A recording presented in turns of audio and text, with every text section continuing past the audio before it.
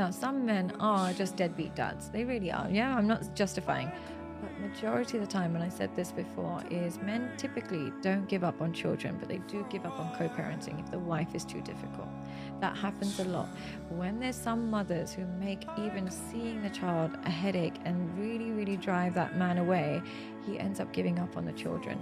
And children are just collateral damage from the mum being too difficult. And then what the mum does is brainwash the children into thinking that the dad was this and the dad was that and dad was that. So that child grows up into the real world thinking dad is a prick, mum was the savior.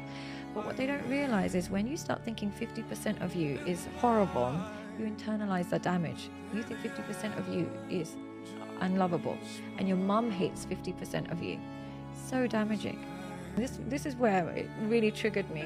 It was Father's Day, and I had a student come in, and he was only 13 years old, and he said, "Miss, it's Dickhead's Day today. It's Dickhead's Day today." And I said, "Sorry, what?" And I said, "It's Father's Day. What are you talking about?" She goes, "My mum says it's Dickhead's Day today." And I said, "Okay." And I didn't want to tell him off because he was obviously trying to release something. My mum says that dad used to do that and listed all of these things that dad did. And I looked at this boy and I had to take a minute. And I said, okay, because I was starting to cry. Yeah, because I was thinking in her desperate attempt to find emotional connection with her children and release her anger and resentment, she's causing this young boy so much damage. She has no idea. Mm-hmm. She has no idea what she's doing. Projecting her opinions. She has no idea what she's doing to that boy. Yeah, so many anxieties, insecurities, gender issues come from this. Someone will be praying janazah over you, and it might be a lot sooner than you think. The fast cars, the masses of wealth, the material things that you longed so much for in the dunya, that's going to be passed on to someone else.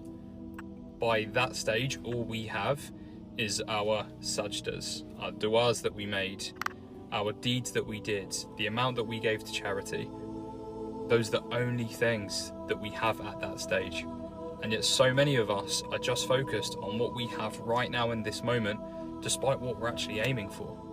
Live for the day that you go 6 feet underground, not for that achievement that you spent so many years obsessing over to achieve. Send this to someone who you want to spend time in Jannah with. This might be the very thing that they needed to hear.